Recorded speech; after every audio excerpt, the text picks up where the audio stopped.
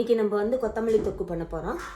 அதுக்கு தேவையான பொருட்கள் வந்து கொத்தமல்லி 2 கட்டு, வரமிளகா 1 கப்பு, உளுத்தம்பருப்பு 1 கப்பு, கடலைப்பருப்பு 1 கப்பு, வெல்லம் நம்ம தேவைக்கேற்ப, என்னென்னா வெல்லம் போட்டோம்னா டேஸ்ட்டாக இருக்கும், அதனால் சால்ட், உப்பு, ஆயில், எல்லாத்தையும் வறுக்கிறதுக்கு ஆயில், பெருங்காயம், கொஞ்சம் புளி.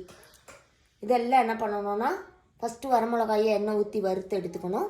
வறுத்து எடுத்து வச்சுட்டு அதுக்கப்புறம் உளுத்தம்பருப்பு, கடலைப்பருப்பு நல்லா செவக்க வாசனை வர மாதிரி வறுத்துக்கணும். வறுத்து எடுத்து வச்சுக்கணும். தனியாக எடுத்து வச்சுட்டு புளியும் அதில் போட்டு அந்த ஆயிலே போட்டு ஒரு வதக்கி எடுத்து வச்சிடணும்.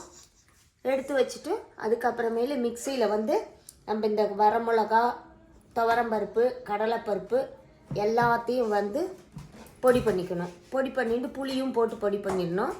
கூட வெல்லம், உப்பு எல்லாத்தையும் கலந்து பொடி பண்ணிவிட்டு அதுக்கப்புறமே கொத்தமல்லி கட்டு 2 கட்டு போட்டிருக்கோம் இல்லையா, அதை நறுக்கி நல்லா பொடி பொடியாக நறுக்கி எடுத்து அலம்பி எடுத்து நிழலொணத்தை காய வச்சிடணும். வெயிலில் காய வைக்கக்கூடாது, நிழலொணத்தை காய வச்சுட்டு அதுக்கப்புறம் எடுத்து போட்டு மிக்சியில் இதெல்லாம் பொடி பண்ணதுக்கப்புறம் மேலே வந்து கொத்தமல்லியை போட்டு பொடி பண்ணிவிட்டு பெருங்காயத்தையும் கொஞ்சம் சேர்த்திட்டோம்னாக்கா உங்களுக்கு நல்லா கொத்தமல்லி தொக்கு டேஸ்ட்டாக இருக்கும். எல்லாருக்கும் ரொம்ப தேங்க்யூ.